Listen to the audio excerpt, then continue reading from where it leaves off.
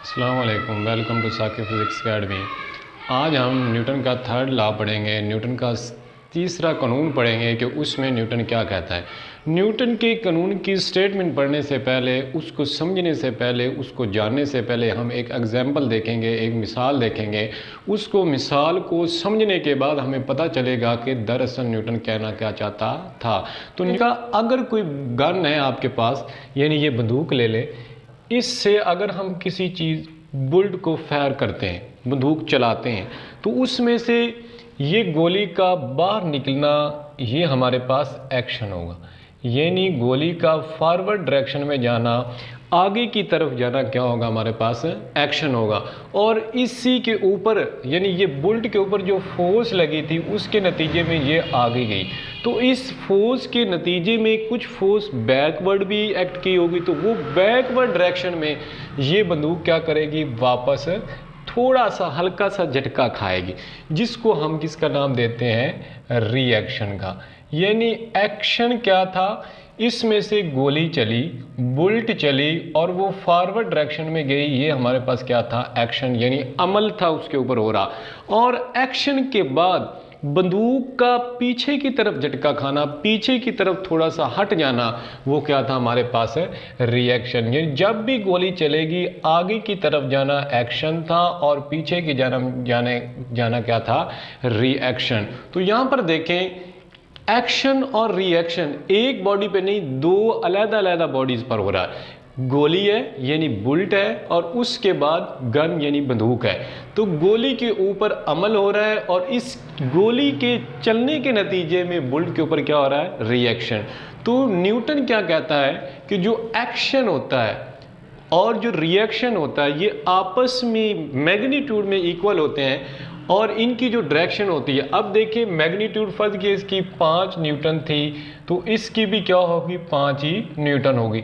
लेकिन देखिए इसका आगे की तरफ जाना ये इस डायरेक्शन में, और बंदूक ने झटका जो खाया वो क्या था, पीछे की डायरेक्शन में।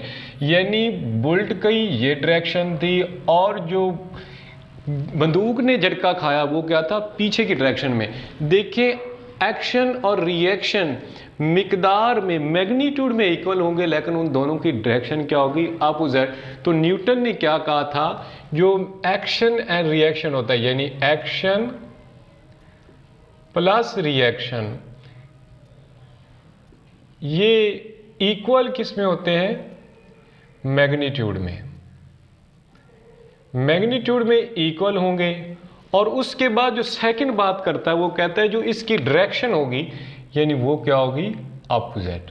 यानी न्यूटन का थर्ड कानून क्या था, लॉ था, वो कहता है एक्शन और reaction are equal in magnitude होंगे, बट डायरेक्शन क्या होगी, अपोजिट। यानी action and reaction are equal in magnitude but opposite in direction is called Newton third law of motion. यानी अमल और रद्द अमल आपस में बराबर होंगे, लेकिन उनकी सिमत क्या होगी, मुखालिफ होगी। आगे देखें, एक और एग्जाम्पल देखते हैं जिसमें वो कहता है एक तुम्हारे पास टेबल है, एक मेज़ है, जिसके ऊपर एक बुक पड़ी है। तो ये बुक का नीचे की तरफ, इसका जो वजन नीचे की तरफ अमल कर रहा है, ये हमारे पास क्या है, एक्शन है। और यही इसी के बराबर जो टेबल इस बुक के ऊपर फोर्स लगा रहा है वो क्या है, रिएक्शन है। देखिए दोनों चीज़ें क्या है, मैग्नीट्यूड में बराबर होंगी, लेकिन डायरेक्शन दोनों की क्या है। देखें बुक का जो मैस था, वेट था, वो नीचे की तरफ अमल कर रहा है, और जो टेबल का नीचे से रिएक्शन था वो ऊपर की तरफ है, लेकिन मैग्नीट्यूड सेम है, डायरेक्शन क्या होगी, अपोजिट होगी।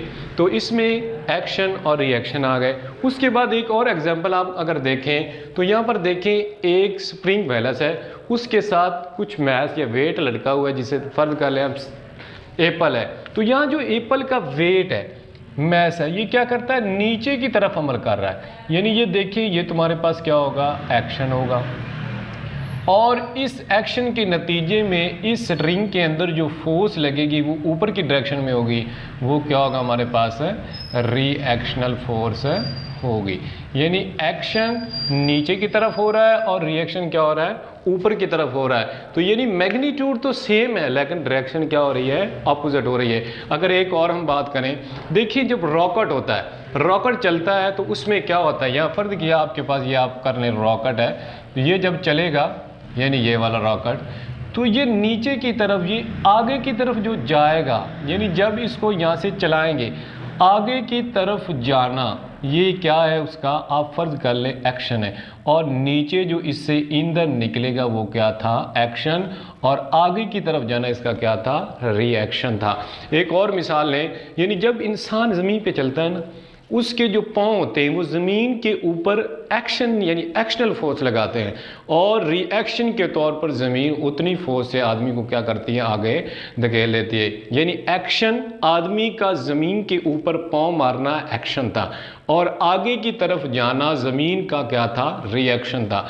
यानी एक्शन और रिएक्शन इन दोनों से जो चीज़ मिलकर बनेगी उसे हम क्या कहेंगे, Newton third law of motion. Newton third law of motion क्या है, action and reaction are equal in magnitude but opposite in direction. हमने देखा कि बुल्ट से गोली निकली वो एक्शन था, और बुल्ट का पीछे की तरफ झटका खाना रिएक्शन था।